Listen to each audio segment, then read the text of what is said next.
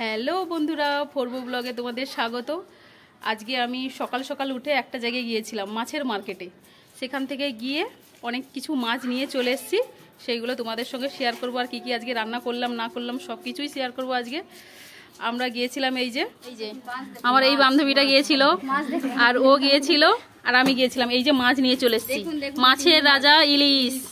দেখো ইলিশটা, রাখো এইখানে, এই দেখো এই ইলিশ মাছ, চিংড়ি মাছ, আর এই যে জ্যান্ত পোনা মাছ। এই আরো একটা ইলিশ, আর একটা ইলিশ কোথায় গেল? লুকিয়ে আছে, বের করো। এই যে এত এইসব মাছগুলো আমরা নিয়ে চলে এসেছি। কটার সময় উঠেছি যেন আমরা? 4টের সময়। 4টে থেকে উঠে মানে মাছের মার্কেটে গিয়েছিলাম, তারপর ওখান থেকে বাড়ি এসে এই মাছ কাটা চলছে।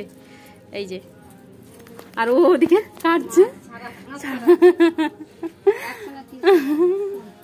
ফিস্ট হবে আমাদের, বলো? ঠিক আছে বন্ধুরা, তোমরা দেখতে থাকো কি হচ্ছে না হচ্ছে। মাছগুলো ধোয়া কমপ্লিট হয়ে গেছে। তারপরে এই মাছগুলোকে নুন আর হলুদ মাখিয়ে রেখে দিচ্ছি, ফ্রিজে রেখে দেবো।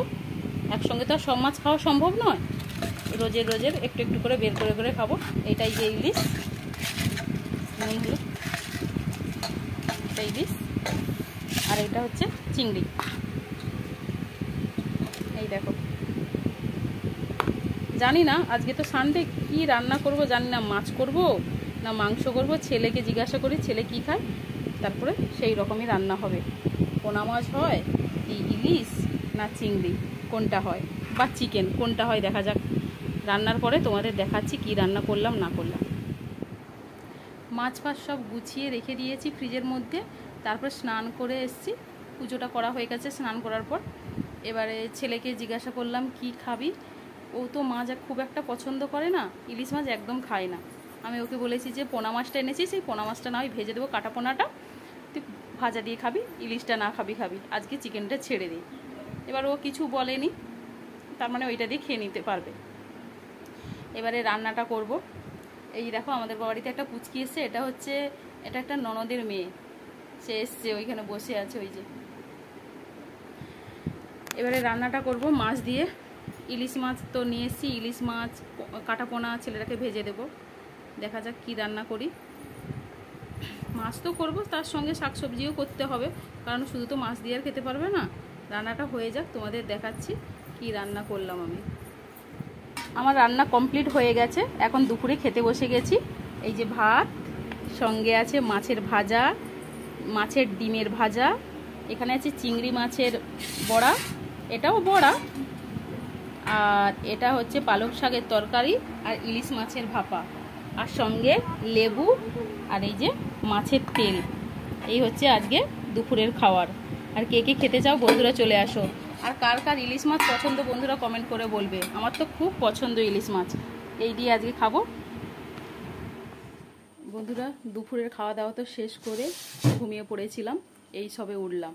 কারণ আজকে মাছের মার্কেটে গিয়েছিলাম ভোরবেলা 4টের সময়, সেই জন্য ঘুমটা সকালবেলা হয়নি, আর দুপুরবেলা শুয়ে মানে ঘুমিয়ে গেছি।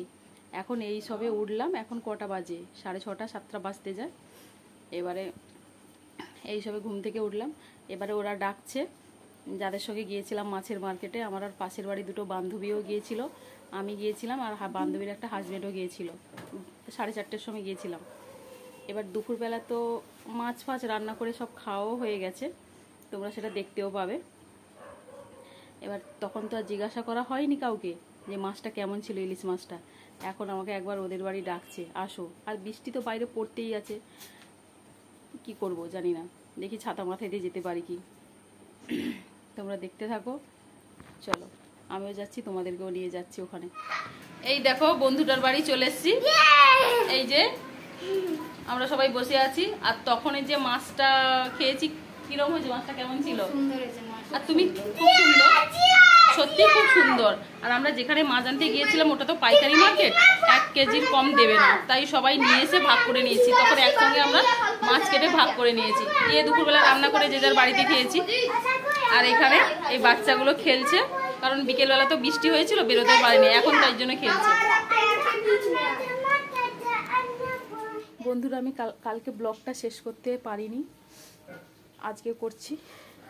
তাই জন্য সকাল থেকে উঠেই দেখছি মানে হাওয়া দিচ্ছে, ঝোড়ো হাওয়া হালকা হালকা, তার সঙ্গে বৃষ্টি। এবার কি করব, ছেলেটা তো স্কুলে যাবে, এবার রান্নাবান্না বাকি আছে, সেই রান্নাবান্নাগুলোও করতে হবে। বাড়ির কাজকর্ম মোটামুটি হয়ে গেছে আমার।